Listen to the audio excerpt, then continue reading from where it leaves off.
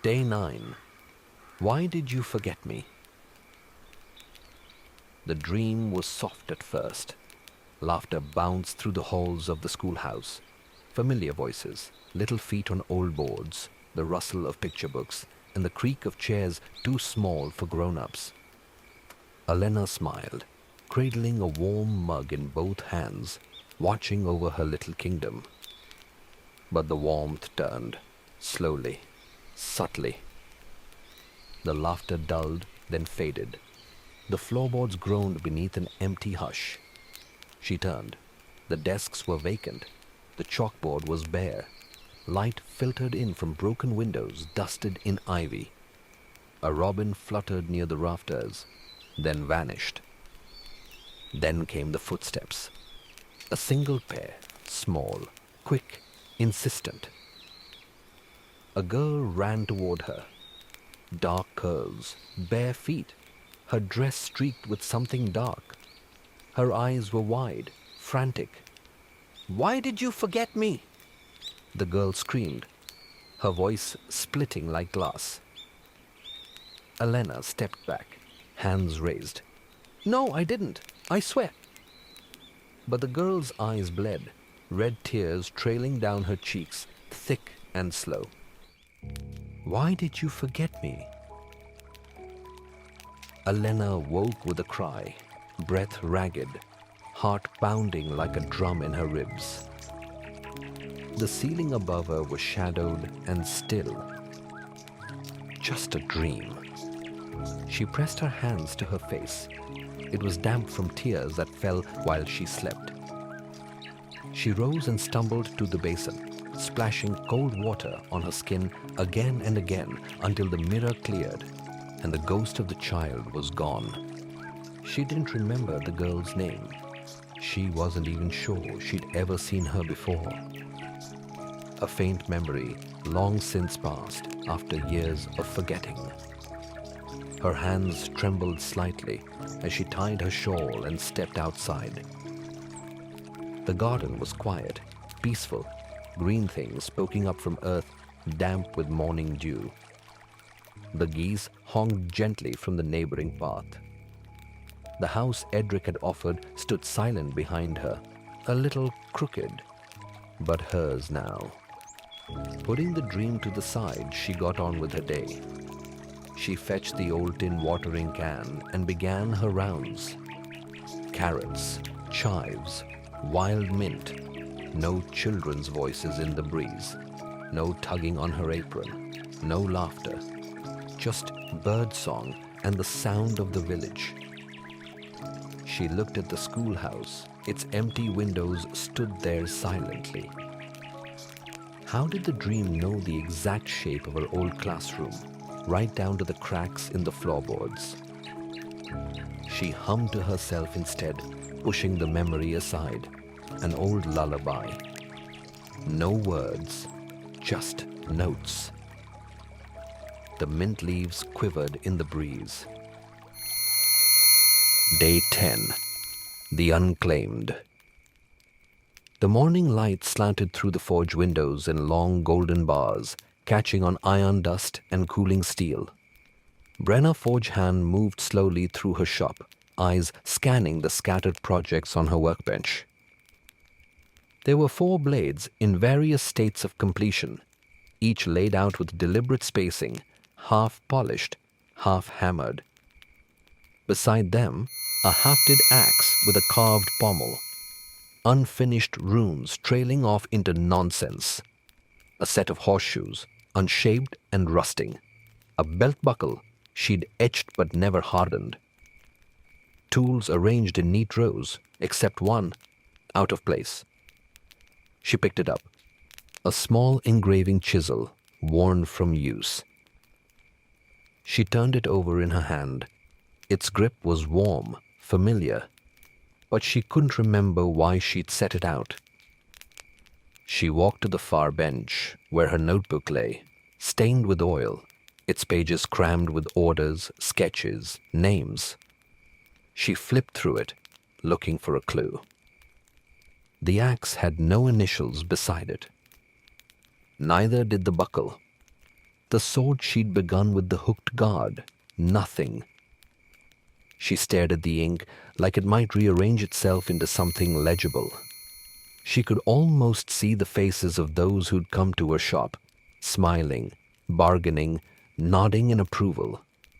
But those faces blurred when she tried to place them. She sat heavily on the work stool. She searched her mind for the project's purpose. She hated that her forge, the one place in the world that had always made sense, now felt slightly off, like a melody played in the wrong key. The bell over the shop door jingled. It startled her. She turned, heart kicking. Just a boy, Nilo, bright-eyed and barefoot as always, peering in like he wasn't sure if he was allowed. "Hey," he grinned. "Can I watch for a bit?" Brenner tried to smile. "Only if you promise not to talk while I'm thinking." "Deal." He sat on an overturned bucket, already fiddling with a bent horseshoe. She looked down at the chisel again, turned it in her hand once more. The groove worn into the handle. Someone had held it tightly, frequently. Maybe her, maybe not. She set it down with care, then reached for the axe. The runes waited for her memory, and found nothing. Day 11. Ringing. The ringing woke her again. It always started faint, like far-off bells underwater, but by the time Brenna sat up, it was screaming. A high, sharp whistle in her left ear that pierced through her skull and set her teeth on edge. She exhaled slowly, trying to ground herself. The cot beneath her creaked. The forge was still dark. Her blankets smelled of smoke and ash, and her hands were raw from yesterday's half-hearted attempt at finishing the axe no one claimed. The ringing never stopped anymore. She swung her legs over the edge and blinked at the dim light filtering through the rafters. Her vision was cloudy, and for a moment she couldn't tell if it was the early morning mist or the fog in her head. She scratched at the faint scar along her jaw, the old burn from when she'd been too close to a spark while distracted. A name surfaced in her mind. A small one. "Juna," she whispered. The ringing cut through the word. She tried again, but the sound in her head blurred it into nonsense. She didn't know who Juna was. She just remembered caring when she said it. Pulling on her heavy apron, she climbed up into the forge. Everything was where she'd left it. Half-finished blades, soot-streaked tools, the bellows resting like a sleeping beast. But something was wrong. The air felt empty. She went to the order book again, flipping through it with one calloused hand. No mention of the soldier who'd ordered that brace of daggers. No name attached to the sword with the leaf motif. No client who needed the double-headed hammer. She blinked hard, placing her palm on her herd, digging deep to recall. They were here, she thought. I sharpened their axe. I made the brace fit her armor. She closed the book. She remembered people, their voices, laughter, smiles over a tankard, the faces a blurry memory. But the names were gone. Their faces in her mind were blank. Their stories hollowed out like rotten wood. The tinnitus got louder again, a wave of pressure, almost like something was trying to fill the silence and failing. She pressed her palms against her ears.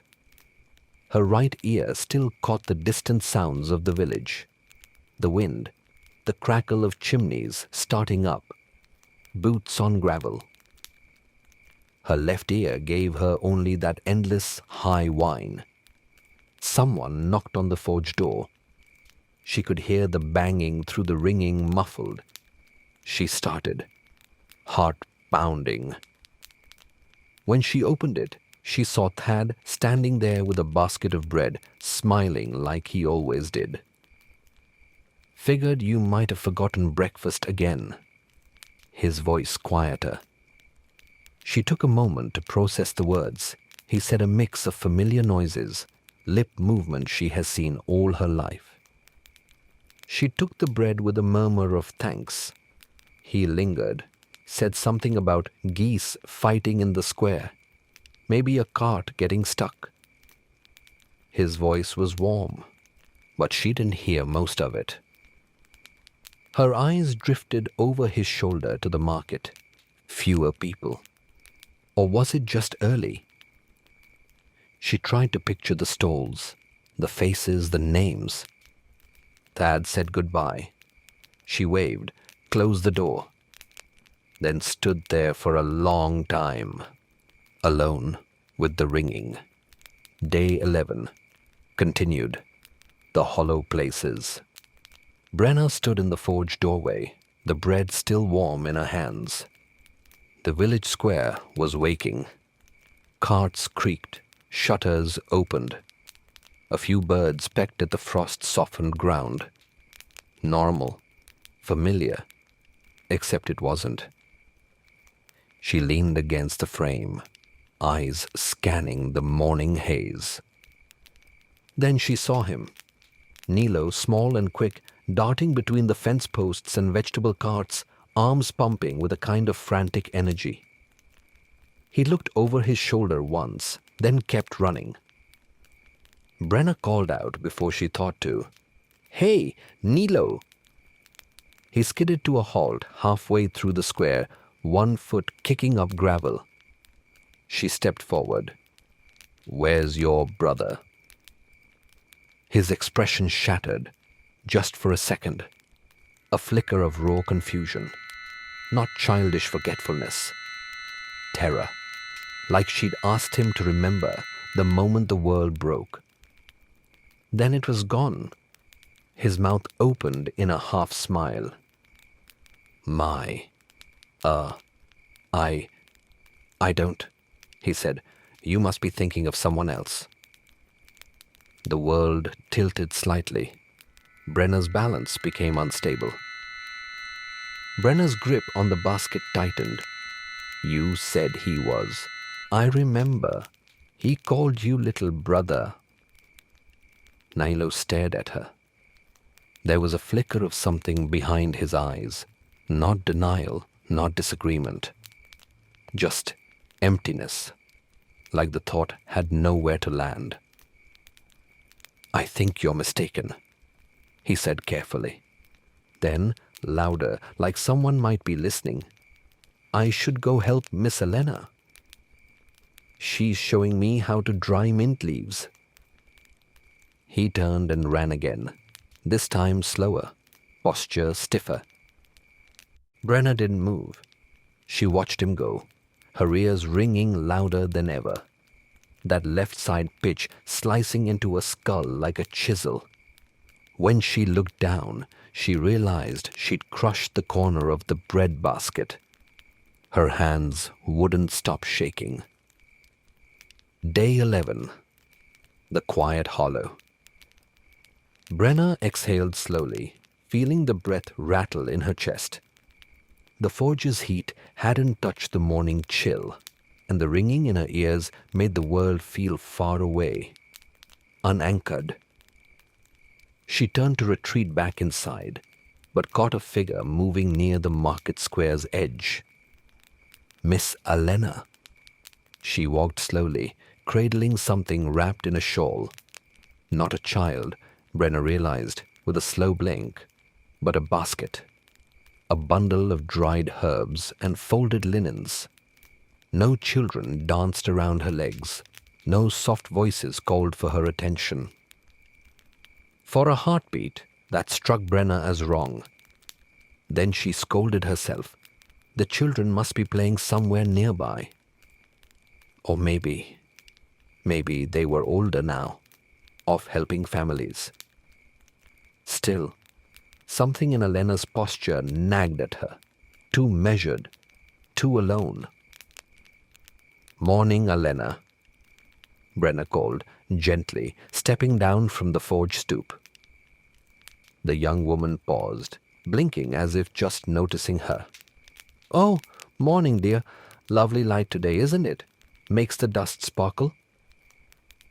Brenner smiled politely, eyes flicking to the house behind Elena, the one she'd moved into from the schoolhouse. It stood quiet. A pot of wildflowers bloomed under the front window, their faces turned skyward.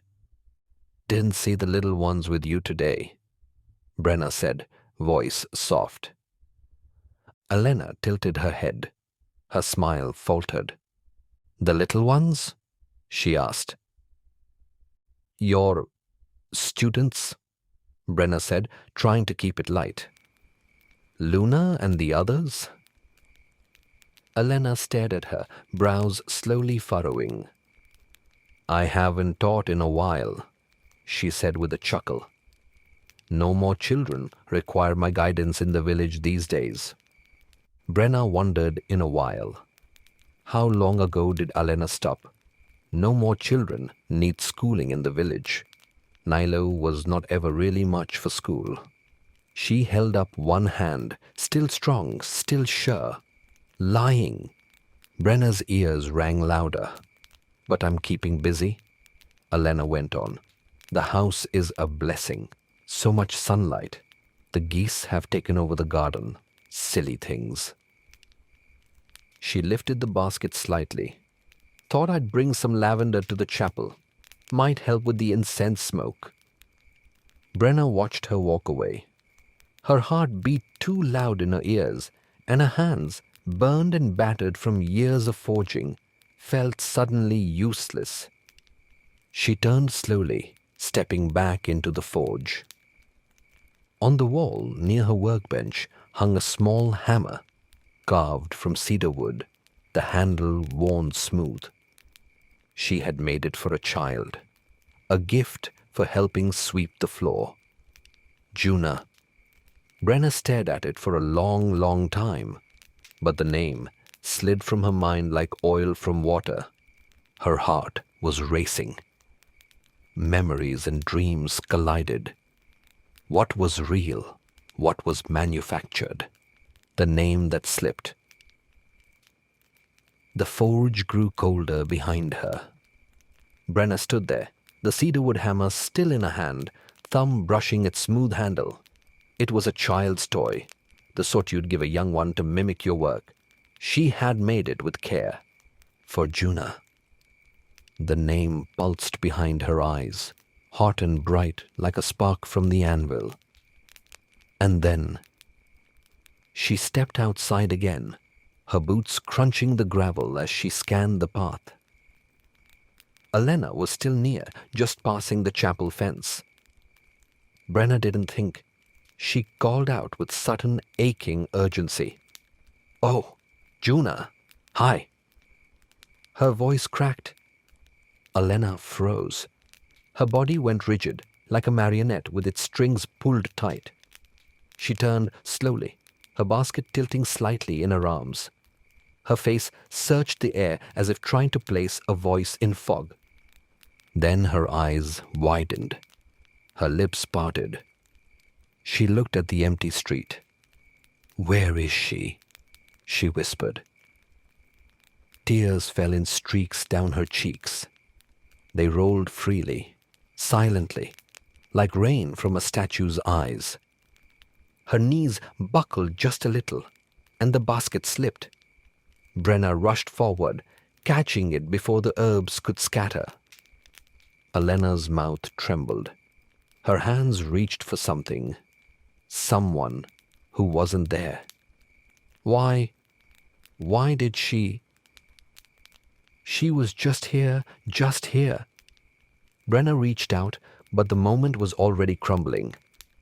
Elena blinked, wiped her eyes with a practiced gesture as if brushing off flour, and her face reset. Cheerful, warm, empty. Thank you, dear, she said, taking the basket back. Silly me, dropping things again, off to the chapel now.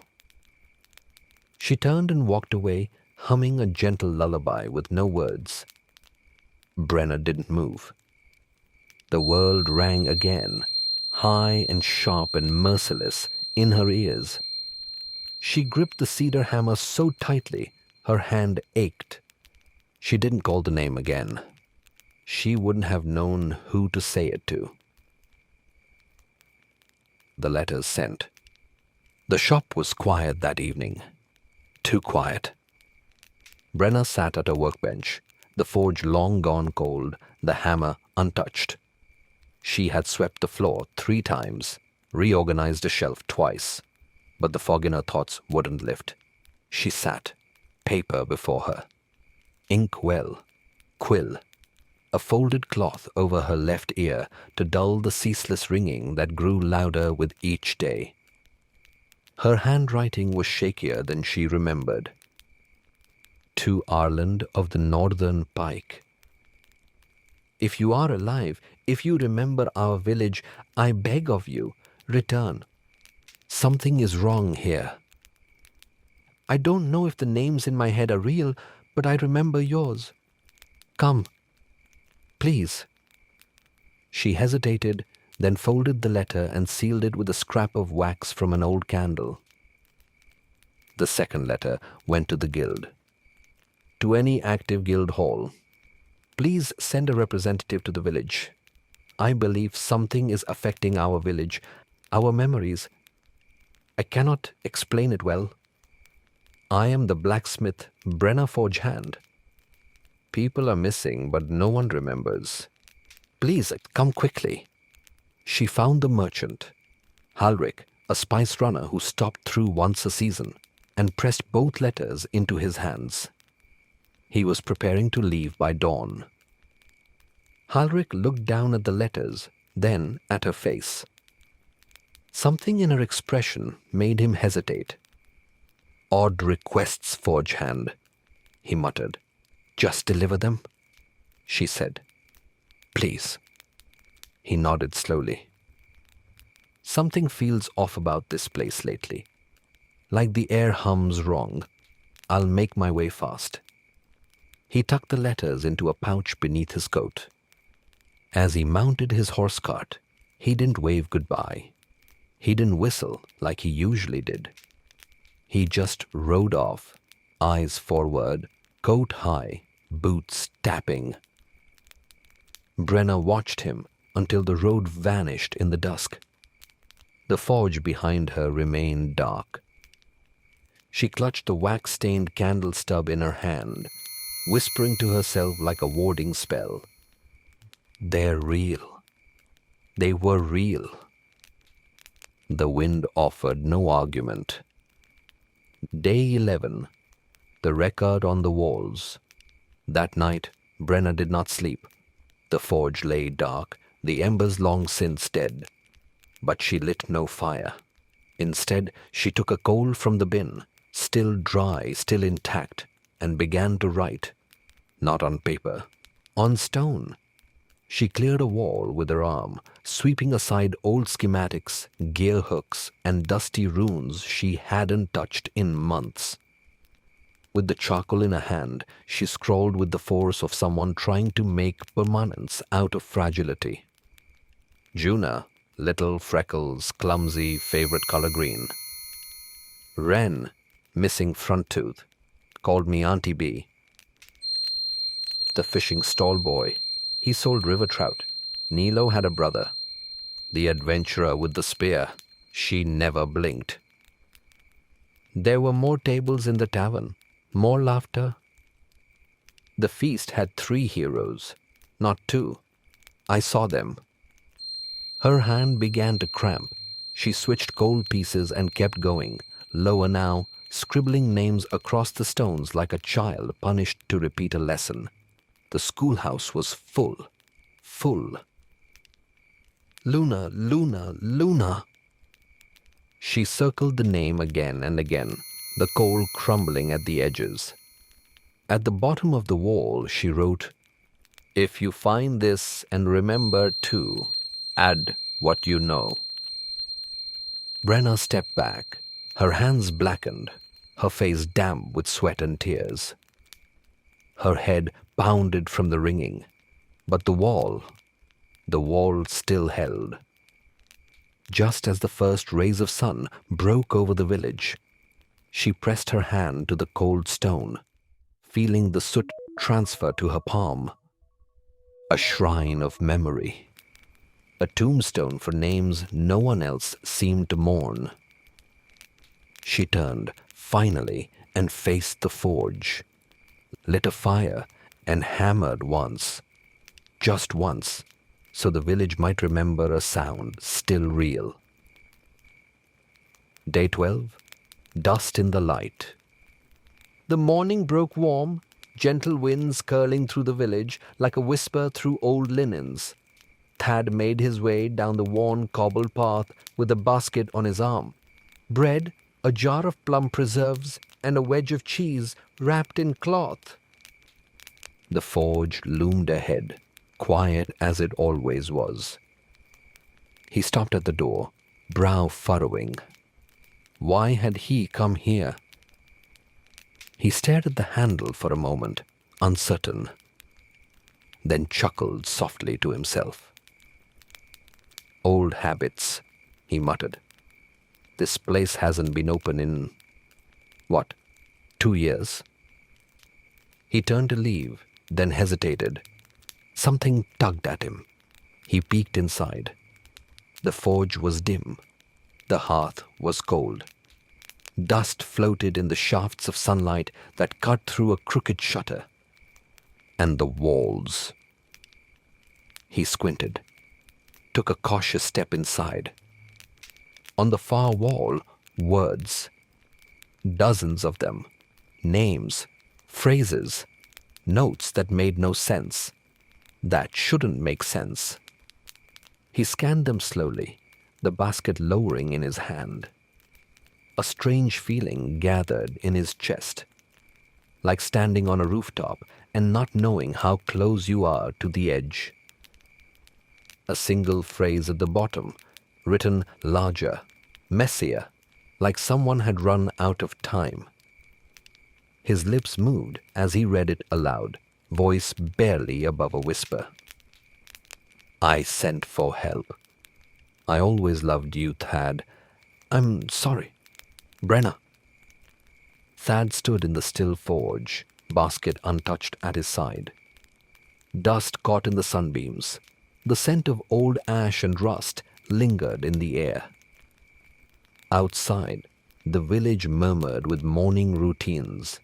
Shoes on cobblestone, geese in the garden, the distant ring of a bell no one remembered hanging. Inside, he stared at the words. A chill passed over him.